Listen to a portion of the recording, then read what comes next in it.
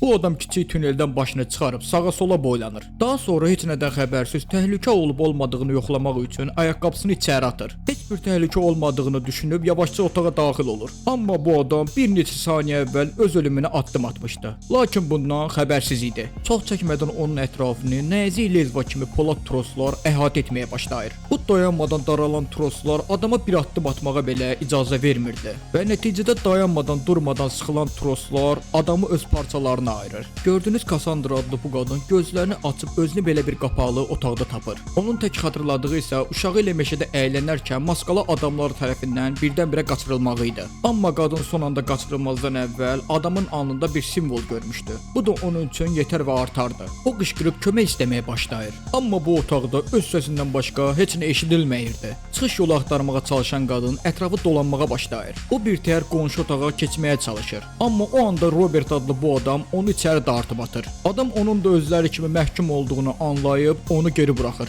Çünki onun əyindəki forma və seriya nömrəsi digərlərində də var idi. Artıq bu xarabada qapalı qalan tək insan o deyildi. Onlar 2 qadın və 2 kişi idilər. Hətta onların bəziləri bu çuxurda həftələrlə ilişib qalmışdılar. Bu kompüter arxasındakı insanlarsa sakitcə oturub və onları izləyirdilər. Sanki bu yer böyük bir laboratoriya idi və bu insanlarsa onların kobay insanları idi. Əsas məsələ isə bu adamın alnında da Cassandranı əsir götürən əsgərlə eyni simvol var idi. Amma bura düşən insanların nə keçmişlə bağlı xatirələri, nə də bura necə düşdükləri ilə bağlı yaddaşları var idi. Əgər həyatda qalmaq istəyirdilərsə, bu insanlar bir-birinə inanıb birlikdə hərəkət etməli idilər. Çünki bu otağın bir çoxunda insan ölümünü gerçəkləşdirəcək potansiyel təhlükələr var idi. Onlar tezliklə digər otağa keçməli idilər. İlk bu adam otağa girib yoxlamağa çalışır. Amma bunun sonu ölümcül olur. Bu dəhşətli hadisədən sonra qalan qurbanlar çıxış yolunu axtarmağa davam edirlər. Öz aralarında biraz müzakirə etdikdən sonra bu kubun içindəki hər qapının ingiliscə əlifbası ilə yazıldığını görürlər. Onlar bu yazıların koordinatları və cəmi bu xarabada 26 otağın ola biləcəyini düşünürdülər.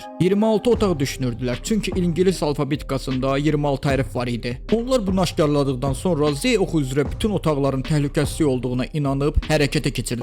Bu zaman bu Erik adlı oğlan orada qapalı qalan insanların niyə orada olduğunu sorğulamağa başlayır. Çünki onlar dayanmadan 7/24 bu insanları müşahidə edib onların ölümünü izləyirdilər. O tez bir zamanda Cassandranın məlumat faillərini tapıb oxumağa başlayır. Digər həmkarının yanına gələrək bunun qanunsuz bir iş olduğunu, bu insanların heç birinin razılığı olmadığını deyir. Adamsa bura sadəcə azlı cinayətkarların deyil, bəzi günahsız insanların da bura düşə biləcəyini üstü bağlı şəkildə izah etməyə çalışır. Digər tərəfdə bu adamsa gəzə-gəzə gəlib belə bir işıqlı otağa çıxır. Amma çox çəkmədən adam başqa bir ölüm tələsinə düşür və əli qolu bağlanır. Beləcə onu sorğu-sual etməyə başlayırlar. O suallardan birini tapa bilir, birini isə tapa bilməyir. Elə bu moment no düyməsini basıb adamı diri-diri yandırırlar. Bu zaman olub bitəni görən Erik panikaya düşür. Çünki hər kəs kimi onu da eyni aqibətin gözlədiyini düşünürdü. Bu kubun mövcudluğu qeyri-insani bir şeydir və insanlar nə qədər istəməsələr də bu kubun içinə yerləşdirilmişdilər. İndi Erikin tək bir missiyası var idi.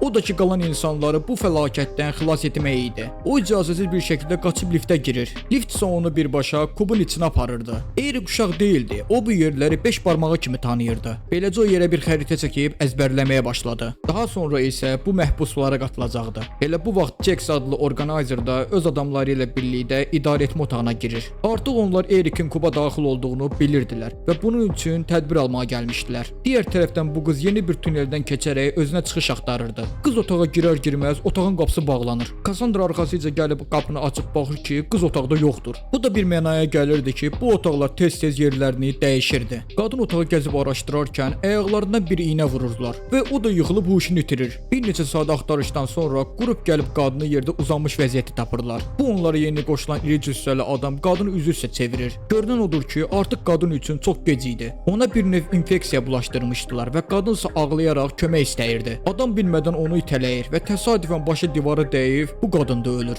Ard-arda düzülən domino daşları kimi insanlar bir-bir yıxılıb ölürdülər. Lakin hələ də bu cəhənnəmdən çıxış yolu tapa bilməmişdilər. Artıq bu adam üçün də çox gec idi. Çünki o bilmədən digər qadından infeksiyaya qapmışdı. Adamın dərsi bir anda çürüməyə başlayır. O artıq digərləri üçün də potansiyel bir təhlükə təhlükə idi. Robert bu adamın onları yavaşladacağını və ya daha da pisi onlara infeksiya bulaşdıracağını düşünürdü. Cassandra isə tam bir mələk kimi davranmaq istəyib adamı tək buraxmamaqlarını deyirdi. Buna görə ilk öncə otağı həmin adamın yoxlamalı olduğunu qərarlaşdırırlar. Elə bu moment Robert adamı içəri atıb qapını bağlayır. Onun düşdüyü bu otaq yüksək səsi üçün izolyasiya olunmuş bir yer idi. Çox çəkmədən ətrafını yüksək səs salan dinamikalar əhatə edir. Hayda, beləcə yüksək təzyiqli səs bu adamın da sonunu gətirir. Bu zaman Cassandra qapını açıb onun öldüyünü görüb dəliyə dönür. Buna görə də Robertlə mübahisəyə girir. Onun ancaq özünü düşünən bir xain olduğunu deyib qışqırır. Hər şey tərs gedərkən Erik gəlib otağa daxil olur. Erik əslində Robertin etdiyinin düzgün olduğunu, bu virusun yoluxucu olub onların da sonunu gətirə biləcəyini deyir. Daha sonra Erik özünü işçi kimi tanıdı və Kubun bütün gizli sirlərini onlara danışmağa başlayır. O deyir ki, heç kimin xatırlamamağına baxmayaraq onlar burada iştirak etməyi könüllü qəbul ediblər. Elə bu moment Robert əsəbləşib Erikin yaxasına yapışır ki, mən heç nəyi imzalamamışam və heç bir cinayət də işləməmişəm. Amma əslində isə Robertin keçmiş həyatı ilə bağlı heç bir xatirəsi yox idi. Burada bir xeyli müzakirədən sonra Erik onları bu cəhənnəmdən çıxara biləcəyini inandırır. Digər tərəfdən bu adamlar onların yerini aşkarlayıb və bütün otaqlardakı koordinat lövhələrini silib, sonra da ətraflarına tələlər yerləşdirirlər. Şef onları öldürmək üçün bütün otağın elektrikləşdirilməsini aktivləşdirir. Lakin birdən-birə elektrik kəsilir və onlar Kubla əlaqələrini itirirlər. Bu anda məlum olur ki, Dod bütün planı sabotaj edilmiş. Çünki o zəmkarının ölməsini istəməyirmiş. Yəni o çoxdan otaqdakı bütün tələləri deaktiv edib və sıfırlama rejiminə işə salmışdı. İndi məhbuslara sterilizasiya prosedurunu başlamazdan əvvəl qaçmaq üçün 10 dəqiqəlik kiçik bir pəncərə verilir. Bunlar baş verərkən Erik bütün bunların həmkarı Dod tərəfindən ona kömək üçün etdiyini anlayır. Bunları görən şef Dodun onları satdığını öyrənib elə ordaca ona tok verib Dodu öldürür. Bundan sonra Robertin beyninə yerləşdirilmiş çipi aktivləşdirir və onu öz əmri altına salır. O Robertə Kubdan uğurla ayrılmazdan əvvəl digərlərini aradan qaldırmağı əmr edir. Bundan sonra Robert digərlərinə hücum edib onları dayandırmağa çalışır. Robert ilə bayaq buradan birgə qurtulmaq istədiyi Cassandranı boğub öldürməyə çalışır. Lakin Erik ilə Cassandra güclərini birləşdirib o gözü dönmüş boğanı dayandırmağı bacarırlar. Beləcə nəhayət onlar çıxış otağına gedirlər. Amma bu beyni çönmüş boğa dayanmadan durmadan üstlərinə gəlirdi. Az qala Robert Eriki boğub öldürəcəyi məqamda Cassandra köməyə gəlir və itələyib onu öldürür. Onlar da vaxt itirmədən göldə üzə-üzə çölə çıxmağı bacarırlar. Onlar elə Cassandranın xatirəsində gördüyü meşəyə çıxmışdılar və dayanmadan bu qəribə meşədə qaçırdılar. Bu zaman maskalı adamlar da onları izləyirdilər. Nə yazık ki, onlar Eriki vurub uydururlar. Amma son anda Erik qadının qaçıb xilas olması üçün əlindən gələni edir. Biraz sonra isə Aylib özünü belə bir yerdə tapır. Şef onun dövlətə xəyanət etdiyini və ona görə də beynini silib onu həmin cəhənnəmə atacaqlarını deyir. Bir müddət sonra biz əqli çatışmazlığı olan Eriki görürük. O digərləri ilə birlikdə yenidən bu cəhənnəmə atılmışdı. Belə dostlar, videonu bəyənib rəy yazaraq mənə dəstək ola bilərsiniz. Sağ olun və özünüzə yaxşı baxın.